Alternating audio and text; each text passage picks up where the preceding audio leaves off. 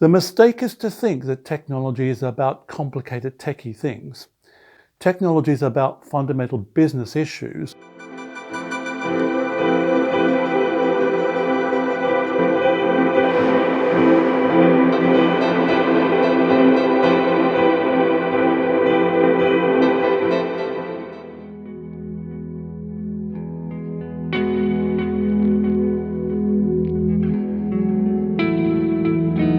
Okay, so technology has been important for businesses for decades, and it can go wrong, and that's been an issue for a long time.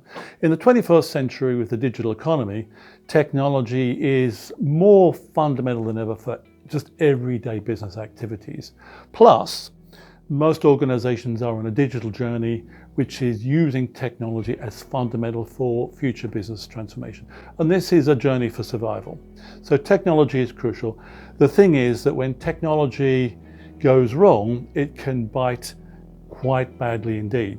So technology is very much like a tiger, and you've got to be close to it. It's crucial to your survival. The challenge for us is this tiger tame and under control, or could it go wild and bite you badly?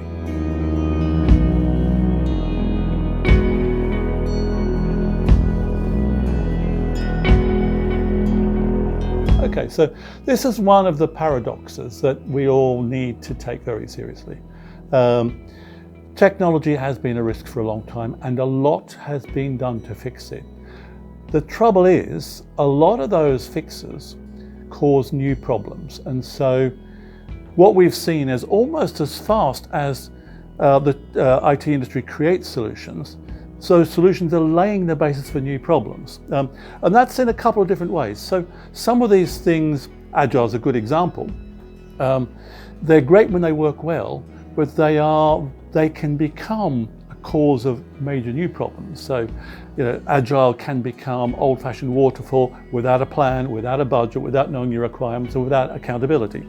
Other new innovations like microservices, they're quite tricky to get right. They work well, but actually they're prone to failure in new ways that people don't know very well. And last but not least, we've seen the development of quite sophisticated new governance models, 3 levels of governance and so on, and that can create a kind of complacency in which the company becomes overconfident things are fine, the culture can be dismissive of challenge, and old-fashioned lines of defense like simply having a vigilant board that asks the right questions, they can become diluted by an organization that's doing best practice, and so it doesn't need to look at the old disciplines.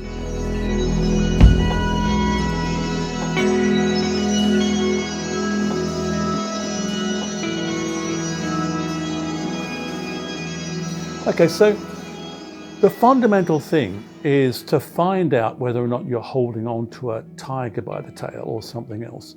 So getting a sense of whether or not this is a risky project, and it's perhaps unnecessarily risky. So some of the things that make projects risky and complex are they enterprise-wide? Does the change affect the company as a whole?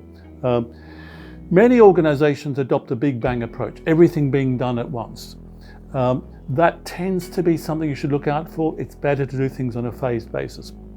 One of the classic mistakes that cause problems is when there's no way back. A simple risk mitigation is, if there's a problem, can we back out to the old system?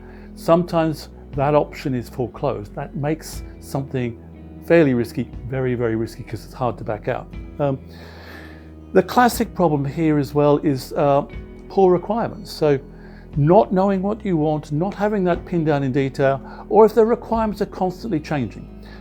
It's very hard actually to get that right, because people don't quite know what good looks like, and if good constantly changes, it means the project can get out of hand. I guess one of the other things I'd be careful about is this a kind of a bleeding edge solution? Is it something that's not been done before? Because no one's going to have that much experience. That tends to make it a more risky kind of project.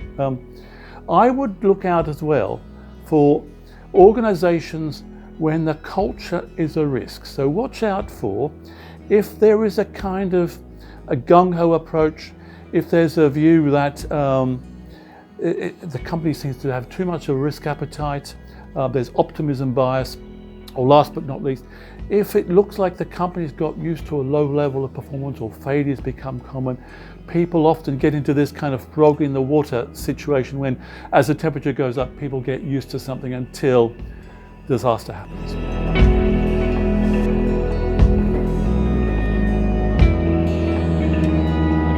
So the first thing I want to say is there's really two scenarios here. There's all the time. By that I mean IT is always critical to business, and you have quarterly upgrades in which things can go wrong.